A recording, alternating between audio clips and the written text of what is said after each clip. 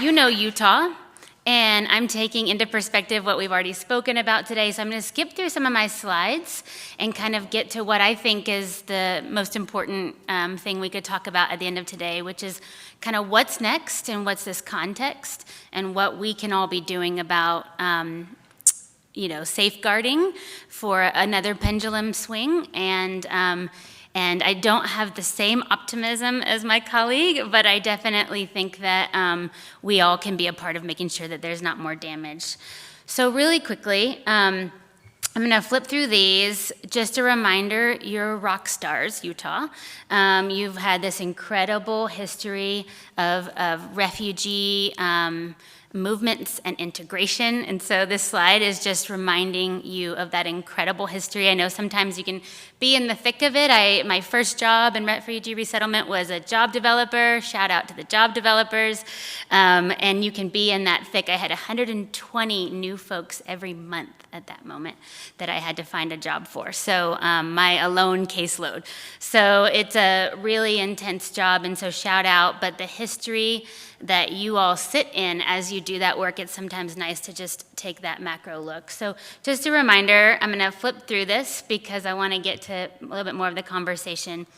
The other thing I really want to make you aware of, in the legislative space or in the legislative conversation, if you will, is the Utah Compact that happened in 2010. So the organization that I work at, the National Immigration Forum, was the behind-the-scenes partner with a bunch of incredible folks from your community and leadership who came together to sort of put these 5 big principles together to really lead what it is that you sit in today. So the work that you sit in today has been driven very much so by movements before this, but kind of this really catalyst moment. And then it was, I believe, upheld again in 2019. And so I just want to remember, or just to remind you sort of some of that amazing history as we think about this next context.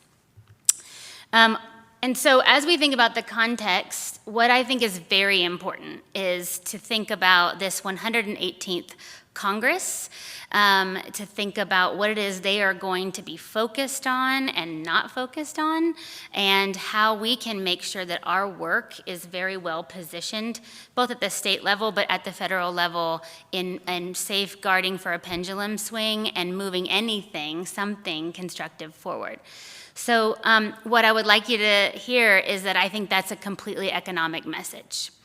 So that's what I'm going to talk about a little bit here, and that's why there's some facts and figures. You all know the incredible value you've heard all day that refugees bring to the landscape, but I think every single one of us, take a picture of this, I'll circulate it, need to be armed with these numbers in every single meeting that you go into, at least in the next 2 years ahead.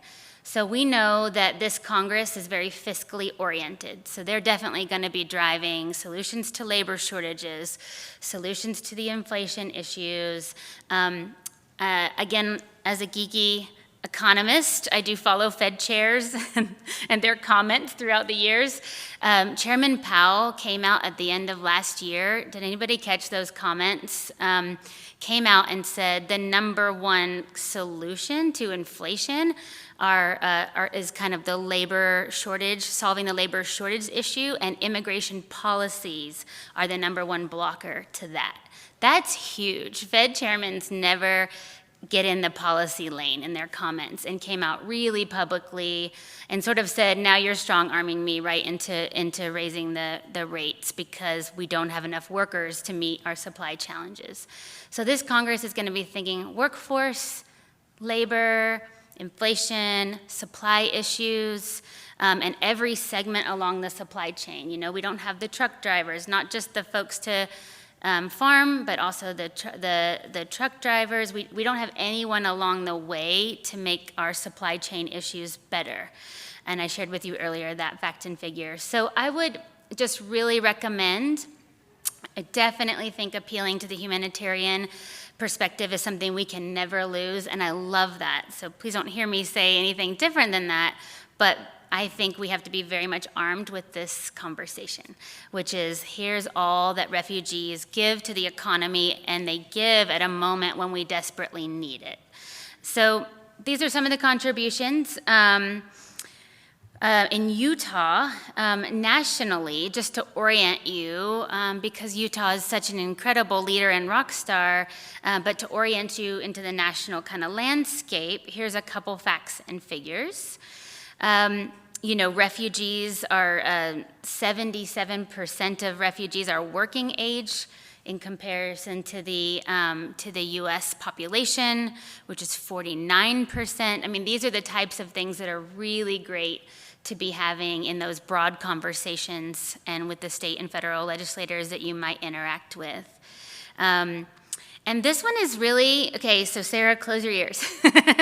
So this one I think is really important. So over time, over 20 years, it costs about $95,000, it's estimated, with all of the types of services to help a refugee be resettled. Some refugees don't take all of those services. It fluctuates, but on average. Yet they're giving $128,000 into the system with taxes on average. Right? That's really important, and that's a really important conversation starter as you meet to have some of these conversations. And then we all know how much they contribute, $90 billion, right, to the GDP. GDP is going to be a very important thing to drop the next 2 years in all of your conversation points as you're advocating on behalf of refugees.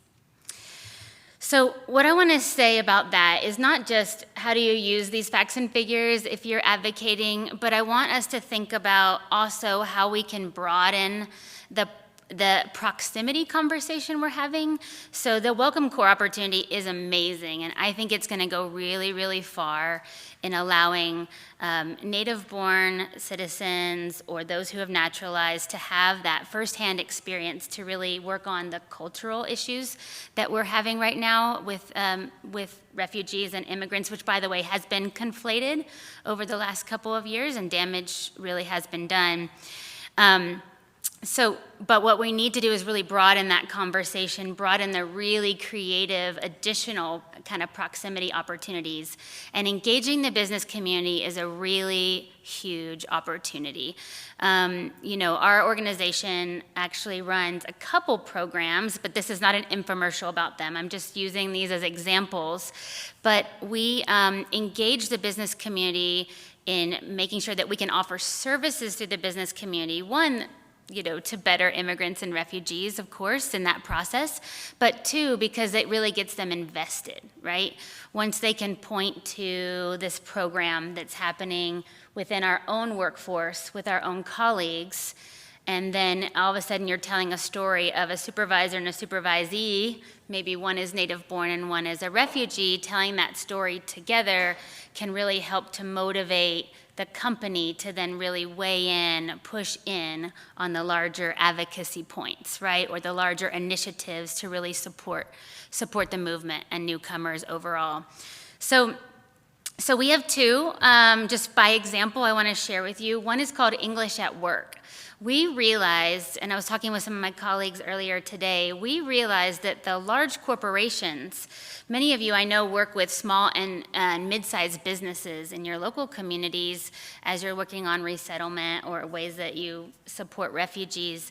But large corporations, which is an ever increasing thing in our country, that we're now really filled with large corporations rather than as many mid and small-sized businesses, those corporations will not offer services one-off. So they won't have a location, like legal will tell them no for sure to offer services in one location. And so offering services across the board, it can be hefty and hard. They don't know how to approach something. So we put together an English program for large corporations to use right at work. It partners with the community college system, and it has a 40% online presence and a 60% app that they use that allows workers to not have to. We get out of that argument of work first or skill first, but workers can get that job and then be skilling right at the work site. So that's one of the ideas. That's one of those types of opportunities, is partnering with businesses on those essential skilling opportunities. If you do happen to have a large company that you're working with, that you're trying to get into and trying to make them do better on behalf of the refugees that you are resettling, don't hesitate to reach out. I'm happy to tell them about this program, but also just to get you thinking about how do we engage these businesses to support these newcomers in a way that they can say yes to the employee and then work alongside them in the skilling opportunity. All of these workers, 93% of them post 12 weeks move up an entire NRS level. So it's a really effective opportunity. And then we offer it many times, again, over at the work site so they can keep moving up in their proficiency. Another huge opportunity, this is an impact slide. It's good stuff, I promise. Another huge opportunity is offering legal services at the work site. Many of you have these incredible programs that offer legal services directly to clients, and we love that. And so what we created was a process to partner with service providers to be able to serve employees right at the work site. This is really focused at mixed status families. So if you if you are a refugee and you're ready to naturalize and you need that assistance, you could use it. If you if you're not, if you've come through another visa category, or if there's a family that has mixed statuses, this is one of those really good opportunities. We encourage and push the employers to pay the naturalization fee. So it's really an awesome opportunity for folks to be able to get over that. What is it now? $795 naturalization fee. That's quite hefty for one, let alone like a family of four, right? So we've been doing this. We've done this now over 10,000 employees. We work with very large companies, Amazon, Walmart, Tyson's, Albertsons, a bunch of these types of companies. I share all this to say, one, of course, let us know if there's a company that you really want to work with because you are engaging that company on behalf of your refugees and asylees, but also just to use it as generative information to say, big picture, we need to be engaging business because they're in these very fiscally oriented conversations and they're going to be driving this Congress in a really proactive way, and they have services and ways that they can support newcomers. That's a really wonderful way for us to think about coming together, right? Sort of to Sarah's point, we have a robust refugee resettlement system. Now we have this Welcome Corps opportunity. Should we and could we be standing up these other really important, robust systems and resources so that holistically we can meet the need? And I would argue business is a really important one to do so. I know you each have one-off really good champions, but how do we really create that movement, right? Where this is seen as just a way that businesses meet the needs of their workers. So I wanted to share those generative ideas to get us thinking and to start a conversation. And just to say, my closing, I would say, is that I do want to say that you all are doing incredible work, and just don't take it for granted. There's a lot of places where the negative rhetoric has hit hard. And so to answer your question earlier, if I could go back to that, one way to prep against the pendulum swing is to continue to sort of play this game of offense and be a part of the conversation where the conversation is moving. And so the economic piece is going to be a huge driver, and I really admonish you to be in that conversation. I know that's not always our typical lane if we come from the humanitarian refugee resettlement, avenue, but it is the winning conversation over the next couple of years. And so I just want to recommend that you don't shy away from that and utilize that. So you've made it a long way today, and I'm going to stop talking at you and just see if you have questions about any of that. And want to continue that conversation anyway. Right back there. Hi, I may have missed this, but I'm curious, the programs you spoke of, are they scaled to like small and mid-sized businesses also, or are they primarily catered to large businesses? Great question. These are catered to the largest corporations employing the largest numbers of workers because we wanted to just scale and start a movement. And often when those large corporations begin to do that, other companies follow. But I would really recommend, right? Copying is sincere flattery. I would recommend thinking about these ideas and replicating, in small ways with local champions. Yeah, thank you. Yeah. Thanks, Sarah, for that presentation. I just really wanted to express appreciation for kind of highlighting new American issues more broadly, especially when it comes to integration, and the workforce opportunities, and to bring refugee and immigrant stories aligned into some of this economic opportunity conversation. With that, I was really curious in terms of their specific industries that you found are more amenable to some of the ELL and workforce, especially like immigration legal service clinics that are happening. Yeah. What industries would you look at first for those who are interested in getting started in the space? Yeah, thank you for that comment and question.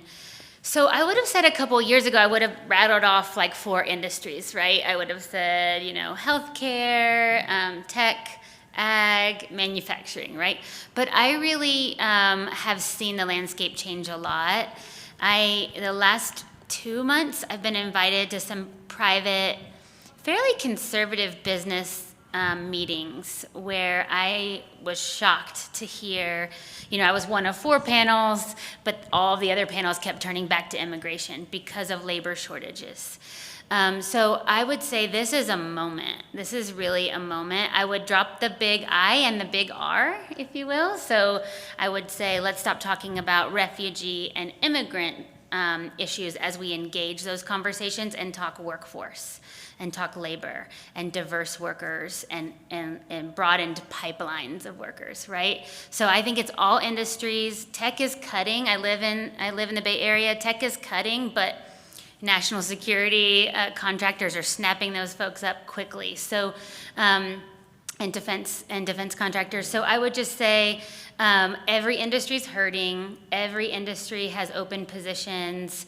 And we shouldn't stray away from any of those conversations. I really think there's a couple really particularly hurting, ag and manufacturing and healthcare are particularly hurting. Yeah. Question over here. Hi. Yeah. I'm Adam Miles with Refugee Soccer. The data is great and helps me tell a better story, right? But I'm just curious about the source and if there's a place to find that online, probably your website. Yeah, I wonder if there's going to be follow-up materials, but I would say everything I shared with you today is on immigrationforum.org. So National Immigration Forum is our organization. All of that comes from our reports. But I hope maybe there's an information share later. What do you think? Yeah, well, so today's presentation is being recorded. We'll post it to our YouTube channel. Probably give us a week, and then we will collect the PowerPoint presentations and email them out to individuals that registered. So if you didn't give us your email address, make sure we get it so we can share it with you. Yeah, thank you. Thanks, yeah. I love being armed with some stats in all of my meetings, so. And there's a question right behind you, Felicia. Yeah. Oh. Hi, I'm retired, but I worked for the chemical industry and the electrical industry for over 25 years in the Washington, D.C. area. And if you go back to history, doors opened and were opened, I think, more quickly in the environmental area and even in Nixon goes to China. That often, so don't despair, that sometimes if you can get a Republican on board, they're more trusted because they're more conservative, and that Clean Air Act and a lot of EPA under Republican administrations, because otherwise they think the Democrats are wild and crazy. Yeah. So I'm just saying, think about it. I'm not quite ready to switch parties yet, but that also has been suggested when we have primaries in Utah of people actually switching parties to vote for presidential and state. Yeah. I'm not ready yet, but there are ways to, to turn this around. So do not despair, but things have to be in place and good candidates have to be on the ballot to vote for in the first place. Yeah, thank you for that. Absolutely. So I will say we're definitely no longer in that place anymore, right? We have a lot of constraints in the current House right now, I would say for sure. But I would say there are definitely still leaders on both sides of the aisle, and we work a lot in the center-right space where there are a lot of champions. And so the more that they know that their voters will back them, the less we see this vitriol, right? And so I agree with you. So we work really hard to get candidates who speak volumes by signing on as co-sponsors, right? So for example, the Afghan Adjustment Act will soon be reintroduced. And at the end of last year, with a lot of our coalition's work, we were able to get 4 more Republicans to sign on to that, which will be very helpful as co-sponsors as it's reintroduced, right? It really shows that it's a bipartisan relationship. And I do think that's the only way we get anything done. Yeah, it's a very good point. Hi. I have a comment. It's really not a question.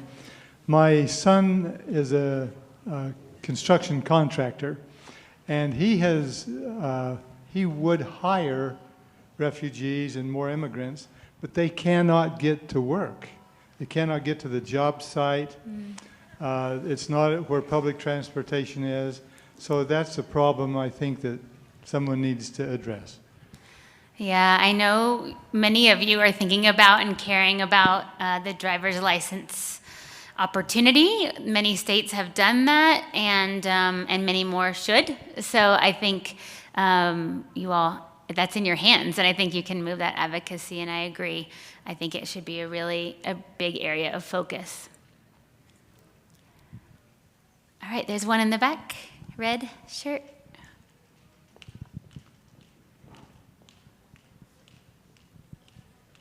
Hi. Hi. So you presented a lot of information about basically how Utahns can essentially benefit from refugee labor and how refugees can be an asset in Utah. But I am curious, with the influx of these jobs being made available through our labor shortage, if there are any like watchdog policies or agencies in place to ensure that these refugees are being paid fair wages and, you know, being treated fairly within a workplace, especially given that a lot of them don't, you know, speak English or have a community to support them. Yeah, it's a good question.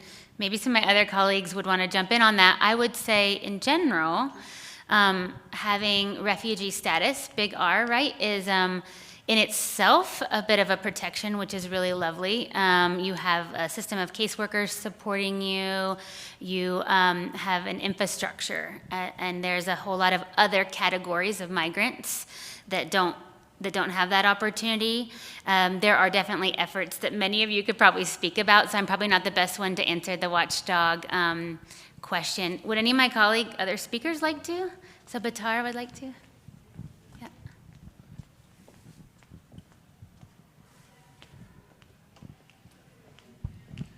So the resettlement agencies, we have job developers that when we place refugees into employment, we make sure that, you know, they pay fair wages and we see their paychecks to make sure that they're paying exactly what they say they're going to pay. If we see any discrimination or anything, there's a state agency that we work with to make sure that we report, and then they would investigate that employer. So far, we haven't had any of those problems with the refugees. Thank you, good question, good answer.